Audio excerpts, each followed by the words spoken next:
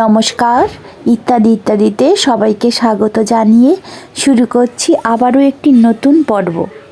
আশা করছি সকলে খুব ভালো আছেন, সুস্থ আছেন। আমিও খুব ভালো আছি।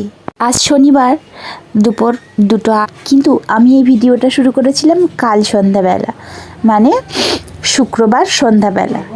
কি অসম্ভব সুন্দর চাঁদের জ্যোৎস্নাময় আকাশটা দেখে আমার ভীষণ ভালো লাগছিল, তাই আপনাদের সাথেও একটু শেয়ার করলাম। আর রাত্রে একটি অসম্ভব সুস্বাদু আমি খাবার বানিয়েছিলাম। এই খাবারটা কি করে বানিয়েছিলাম চলুন আপনাদের সাথে শেয়ার করি। এটা হলো 5 মিশালি ডাল ভর্তা। আমার কাছে 5 মিশালি নেই, 2 মিশালিই আছে, ছোলার ডাল আর মসুর।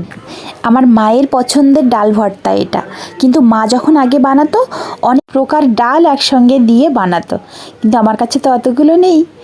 তো যাই হোক, আমি ছোলার ডালটা আগে একটু বেশ খানিকক্ষণ ভিজিয়ে রাখবো। বেশ কিছুক্ষণ পর মসুর ডালটা একসঙ্গে মিশিয়ে দিয়ে আমি সুন্দর করে 4-5 বার ধুয়ে নিয়েছি। এবার ধুয়ে নেওয়া হয়ে গেলে ওই যে ডালের ঘটি আছে না, যেটা ডাল সেদ্ধ হয়, ওটার ভিতরে দিয়ে দেব। দিয়ে বেশ পরিমাণ মতো জল দিয়ে আমি আজ প্রেশার কুকারে ভাত করব। তো ওই জন্য আমি প্রেশার কুকারে আগে থেকেই চালটা ধুয়ে রেখে দিয়েছিলাম। তো আমি একেবারে সরাসরি বসিয়ে দিয়েছি ওখানেই, তাহলে ভাতটাও তাড়াতাড়ি হয়ে যাবে আর ডালটাও সিদ্ধ হয়ে যাবে। আর রাতটাও হয়েছে বেশ অনেকখানি, তাই জন্য একটু ঝটপট গরম গরম ভাত হলে কিন্তু একদম জমে যাবে, আর তার সাথে পছন্দের ডাল ভর্তা। আর এদিকে এক সাইডে আমি গরম গরম একটু বাটা মাছ ভেজে নিচ্ছি। বরমশাইয়ের তো বাটা মাছ ভীষণ ভালো লাগে, তো বাটা মাছ ভাজাটাই বেশি ভালো লাগে আমার, তো আমি এটাই করছি। আর এই শুধুমাত্র কাঁচা লঙ্কা দিয়েই করছি। একদম মাছটা যখন ভাজা ভাজা হয়ে গেছে তখন কাঁচা লঙ্কাটা দিয়ে দিয়েছি। এই যে দেখুন, নামিয়ে নিয়েছি। আর আমার ভাতটাও হয়ে গেছে। ভাতটা তো হয়ে গেছে, কিন্তু ভাত বসিয়ে দিয়ে আমি একটা বিশেষ কাজ করছিলাম।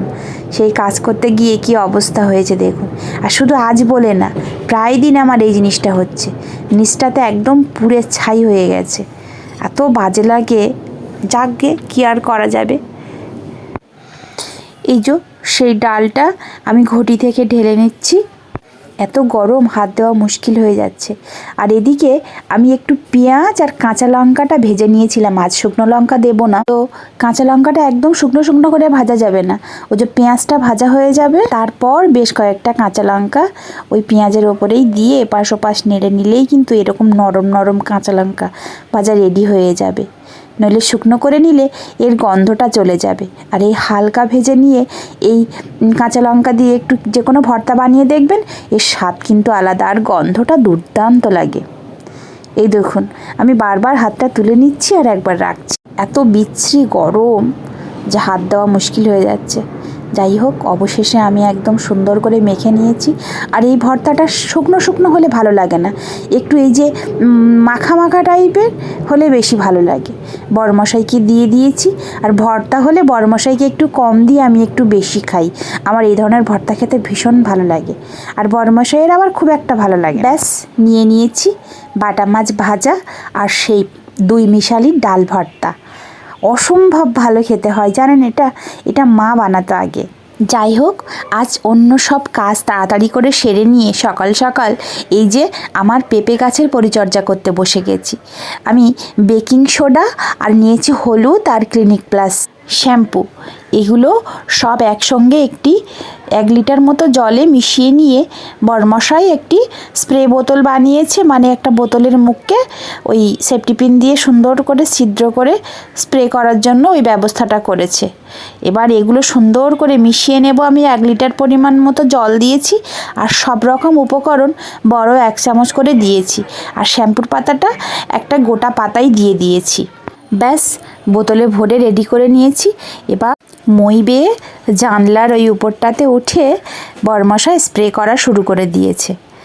গাছটার কি বিশ্রী অবস্থা দেখুন, সারা পাতা জুড়ে আর এই ফল জুড়ে মিলিবাগ একদম ছেয়ে গেছে, কাঁটার মতো এঁটে গেছে জানেন। আর একটা দিদিভাই আমাকে কমেন্ট করে জানিয়েছিলেন এই উপকরণগুলোই ব্যবহার করতে, তো দেখি কি হয়। 2-3 দিন বাদে বাদে উনি ব্যবহার করতে বলেছেন। অসংখ্য ধন্যবাদ জানাই দিদিভাইকে। যাই হোক, আজ সকালে বিশেষ কিছু নয়, শুধুমাত্র ওই যে বাটা মাছ কাঁচা টমেটো দিয়ে ঝাল করেছিলাম, আর শিম আর আলু ভাজা করেছিলাম। আর এই যে দেখুন মণিহারা ফণির অবস্থা, আমার এই জানলার ওপরটা দিয়েই ইঁদুর খুঁজে বেড়ায়। আমাদের এই পুরনো ঘরের চালটাতে প্রচুর ইঁদুর আছে, দেখতে পাচ্ছেন কিনা জানি না, ওই যে লেজের অংশটুকু দেখা যাচ্ছে। ও তো দিব্যি ঘুরে বেড়ায় ওর মতো, আর আমি ভয়ে মরি জানেন। যাই হোক, আজ তাহলে এখানেই শেষ করছি। দেখা হচ্ছে একটি নতুন পর্বে। সকলে খুব ভালো থাকবেন। আর আমার পর্বগুলো ভালো লাগলে লাইক, কমেন্ট, শেয়ার, সাবস্ক্রাইব করে অবশ্যই আমাকে এগিয়ে যেতে সাহায্য করবেন। নমস্কার।